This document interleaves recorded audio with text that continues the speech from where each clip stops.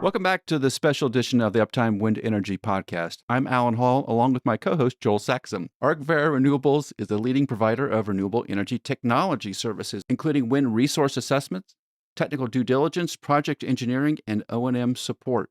ArcVera's work in the wind industry is helping to make wind energy more affordable and reliable. The company's services are helping developers to build new wind farms and improve the performance of existing wind farms. As a result, wind energy is playing an increasingly important role in the global energy mix. In this podcast, we'll explore ArcVera's work with ArcVera's CEO, Greg Poulos. Greg, welcome to the program. Thanks for having me on, guys. It's great to be here. Hi, Alan. Hi, Joel. Good to see you again. Yeah, so the last time we got together was in New Orleans at ACP, and that was a good time. That was a really crazy convention. I know since we have left there, Joel and I work in the lightning space, and you're in the wind space, actual wind, the productive part of the wind industry business. It's been a busy summer. I assume you guys have been busy with all the projects and all the IRA things that have been happening, trying to evaluate performance of farms and where to put new farms and what's going on offshore. I'm really interested to pick your brain here. Yeah, all of those things globally. So, yeah, absolutely. ArcVera's been around for about 40 years at this point. Can you just give our listeners a brief introduction as to all the things you do around the wind industry? Absolutely. So we work on the wind side. We also work in solar and battery storage. But on the wind side, we work just as in solar and storage through the full project lifetime. So in wind, there's a prospecting phase where a developer or somebody trying to create a wind farm is looking for a spot, or they have a spot in mind and they need to know if it's going to be economic. Should they invest more in their development? So we help folks understand how windy a certain site may be using our vast experience and also advanced modeling tools, some of which we discussed at ACP, but a variety of other things, including our meteorological expertise about flow over complex terrain. There's a lot of free material out there that is inaccurate, and so we help narrow the band of to what the real answer is. Ultimately, you have to measure on site, and so you have to use Lidar, SODAR, or meteorological towers most commonly. Offshore, they call them floating Lidar or FLIDAR. But so we'll recommend the configuration and design and where to place those systems, monitor all those systems after they're installed, inspect them, all with an eye toward eventual financing. You need to have a nice tied up story around your energy production, and it all starts with getting excellent data measured. So we work with them through the entire development process, analyzing data, creating reports related to energy, evaluating the different turbine technologies that are available and the correct hub height to place those at for a given meteorological regime and wind speed based on IEC standards, design the turbine arrays, do the energy work, and then ultimately, after a long process that is too long to describe in my brief introduction to what we do, a turbine is purchased and an off-taker is found, ultimately who will buy the power, or you take merchant risk and you go to the bank, get your money. And we work with the clients through that with technical reports in support of financing wind farms. And during construction, we do some work on the construction site. Depending on how things are going, we'll review the contracts for operations and maintenance, review the turbine supply agreement. And then after construction, there's all sorts of operational side work we can do, including forensic analysis of performance, power performance testing with the IECRE standard certification that we have, and all the way through. And then 30 years later, you might repower, depending on the situation, and we'll come back and do it all again with repowering. Something to focus on here is what Alan and I, because with WeatherGuard, we're always talking lightning with people. They call, hey, I have lightning issues. And one of the things that we focus on with everybody who calls is the simple fact that there is not a blanket you can throw over and say, this is how lightning works. It does in a certain sense, but every site is different, right? Depending on the technology installed, depending on the topography, the local geography, the local weather patterns, all of these things go into fact, when you're making decisions on what to do, whether it's O&M decisions, why for us, of course, why is lightning striking me this way? What can I expect in the future? I have damage here. Why is this happening? What's going on here? So what you guys are focusing on as well, Greg, is there may be an idea of, hey, wind blows here in this county, and we think we have this for a wind resource. However, when you really want to nail it down and get into the nitty gritty and get some bankable insights, you need to talk to the experts and have them do a per site actual investigation and give you some real insights. Yeah, that's correct. There's a whole process to this that being around for 40 plus years, at least the original founders, not me. I was 12 when the original founders started. So, a set of gurus that existed in those early days basically over time came up with more and more rigorous methods to study wind farms and get the answer right. You make mistakes, you make corrections. So all the methods of energy assessment have steadily improved over time, and they're constantly changing as we discover new things, such as the long-range wakes topic we discussed last time. So there are new things emerging as the industry changes. But yeah, you absolutely have to follow a protocol. And we serve on the standards committee for the International Electrotechnical Commission, the IEC, and there's a new standard that's actually going to be coming out.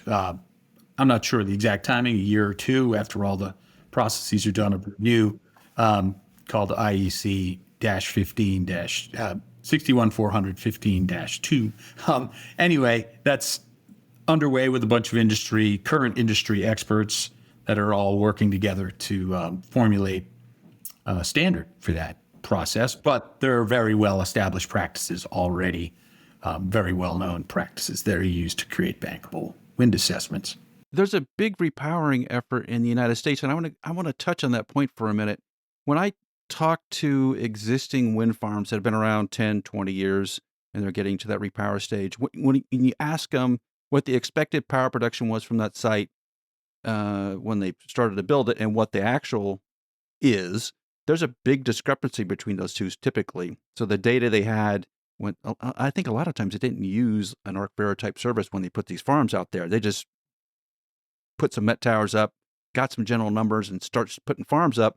That's really not the way to do it. So when they come to a repowering situation, what's the right approach there to actually get some hard numbers? Because they're going to put different technology in typically on these new sites, and they need to know, do I need to put low wind speed turbines up here? Do I need to raise the tower hub height a little bit? What's that process look like? That process is pretty straightforward once you have the right information.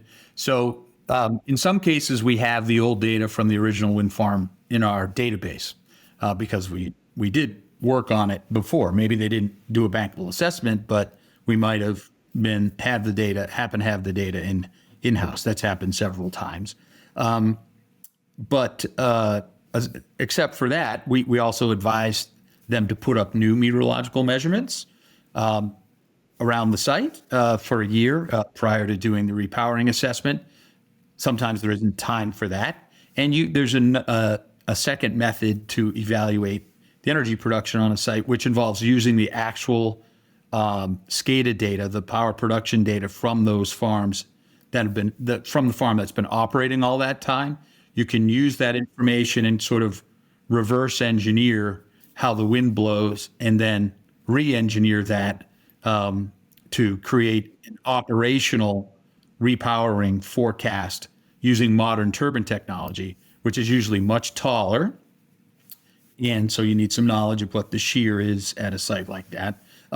In other words, the change in the wind speed with height, you have to understand that. If you're going to go higher, it's going to be windier generally at a particular location. That's not always true in topography. Sometimes it's windier downhill. Anyway, I didn't want to sneak that in real quick. But for the most part, except in certain places like complex California valleys where the wind speed actually decreases with height, you need to understand how energy from new modern turbines with bigger rotors, taller hub heights will work, and you have to reverse engineer the data because you don't have any meteorological information to go on.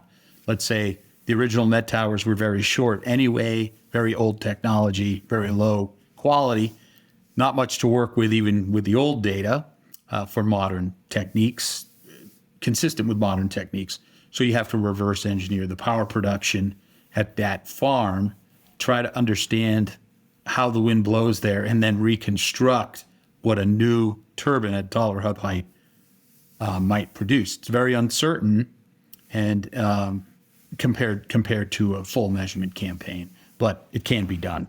How does Lidar play into those measurements? Do you need to put Lidar up at some of these sites to really understand how the wind is moving versus altitude or some of the perturbations you're getting from the landscape? You can certainly use Lidar. You can use meteorological towers or SODAR. Lidar's handy, certainly. It generally observes the wind speeds to 120 to 200 meters above ground, depending on the settings and characteristics of the site.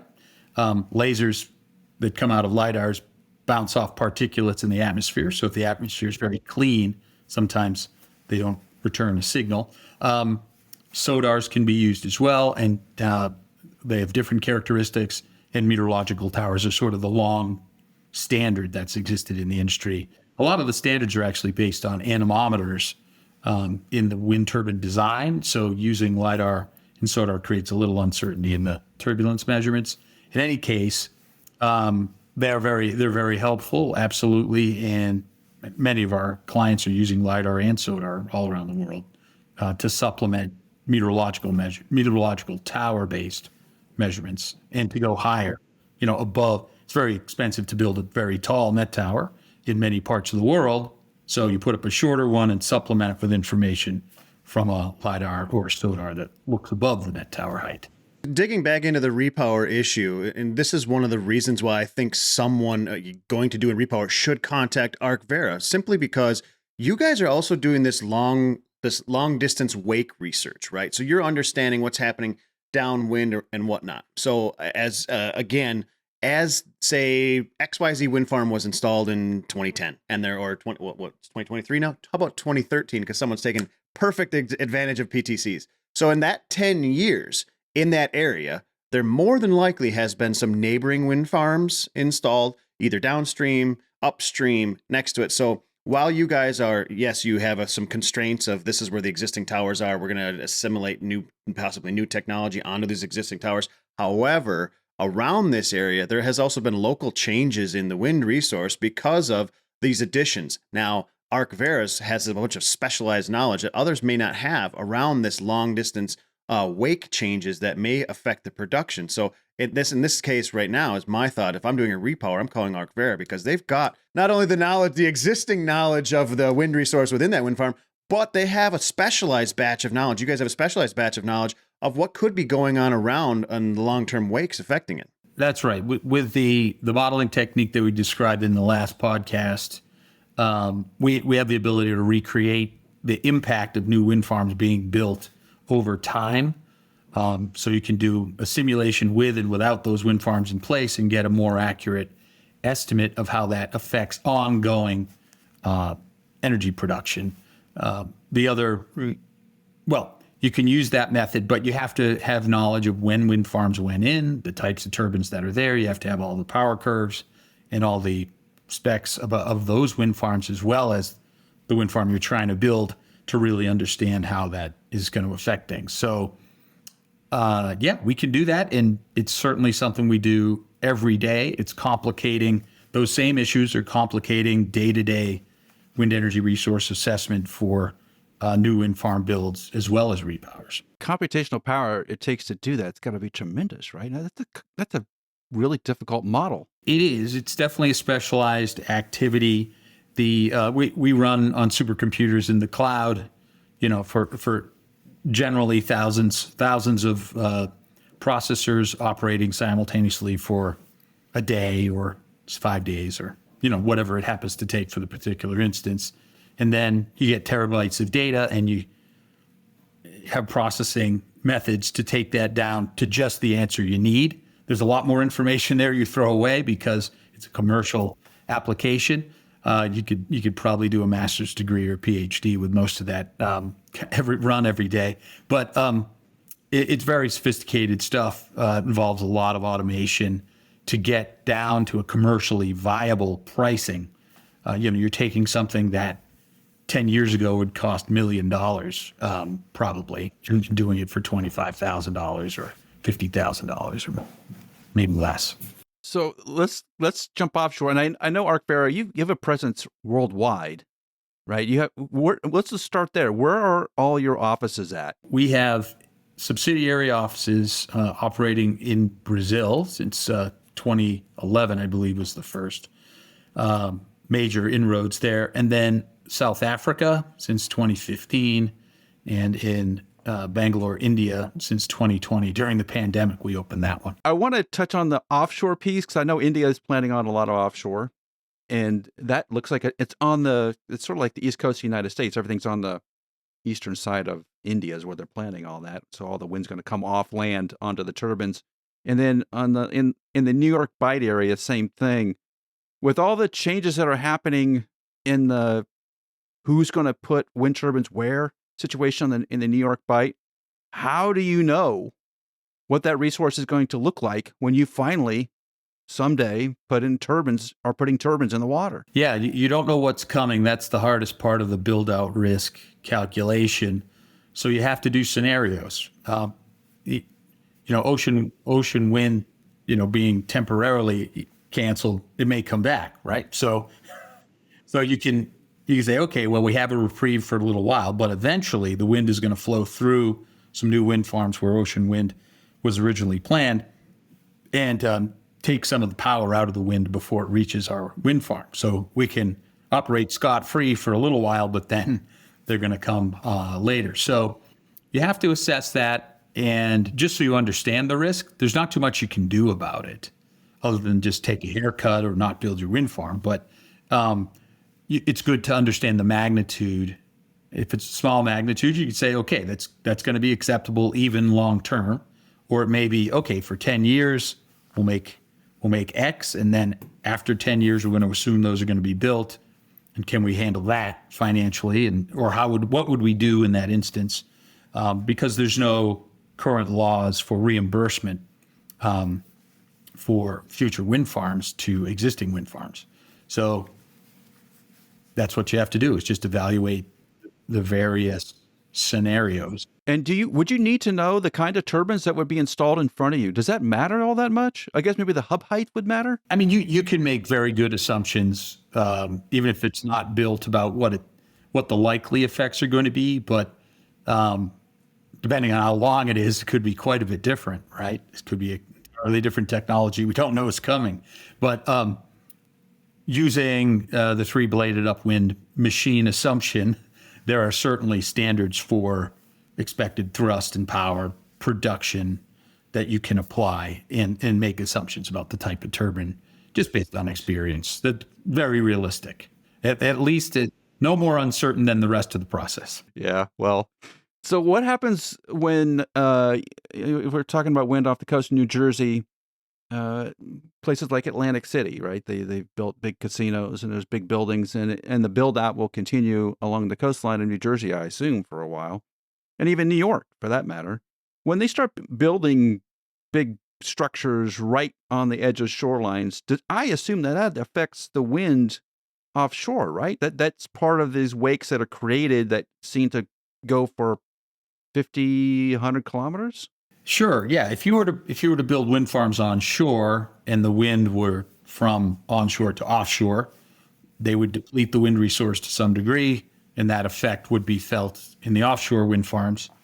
And the reverse is true if the wind blows the other direction. When the wind blows from onshore to offshore, it also blows the temperature structure over the land, over the ocean. And so it's over warm. Let's say in the summertime, you have very warm air over land. The sun's up, it's hazy, hot, and humid in New Jersey, New York, and the wind is from the southwest. That gets blown over the relatively cold ocean. That creates a stable atmosphere, which lengthens the wake effect and makes it worse. So there are effects of just the weather that's occurring onshore if it's being advected in the terminology of atmospheric science. If it's being moved offshore over the water. You're on the big word of the day, wind right now, Greg.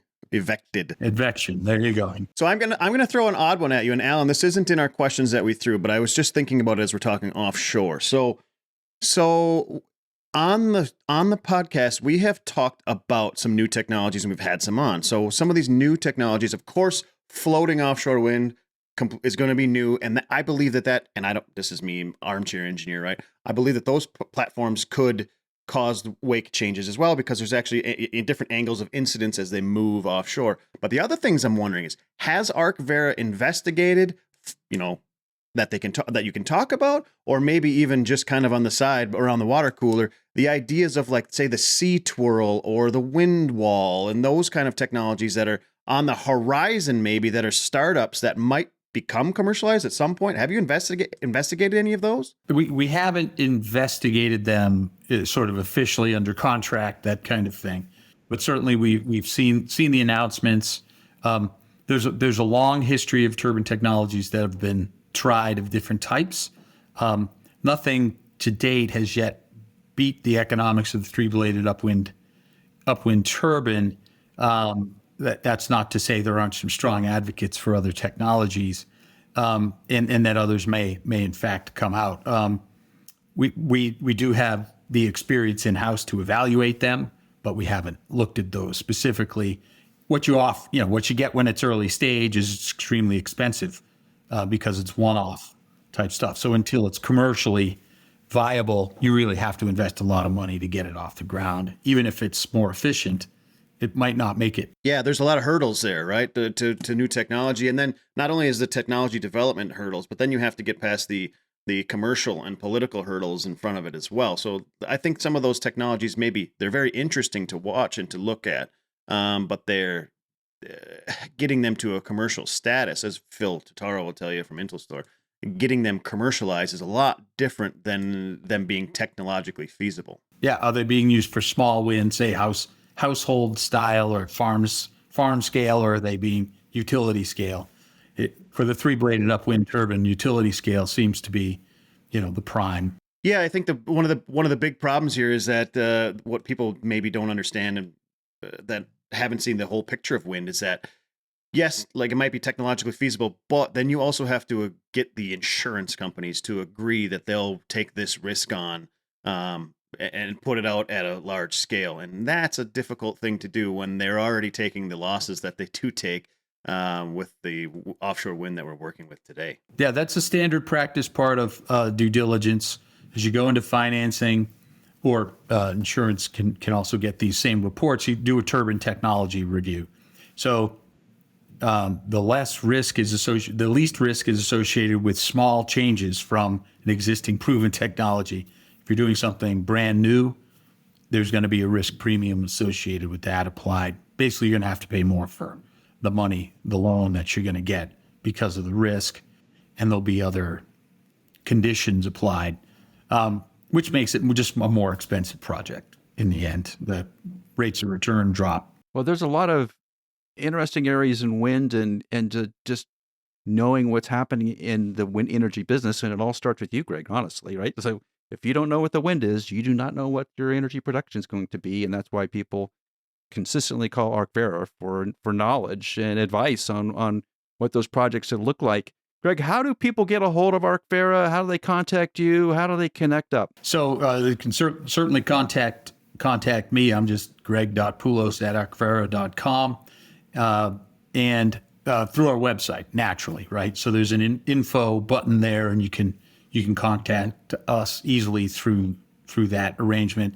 And there's also direct contact information for various people on our website anytime. So yeah, please, send a note along. I'll get people in touch with the right individuals, technical experts at our company to handle their particular problem, wind, solar, or battery storage. It's a great discussion every time you're on the podcast. We got to touch base in another couple of months. I know there's a lot happening in wind at the moment, particularly offshore, and as things develop, I want to touch base. And thanks for being on the program. Love to have you back. My pleasure.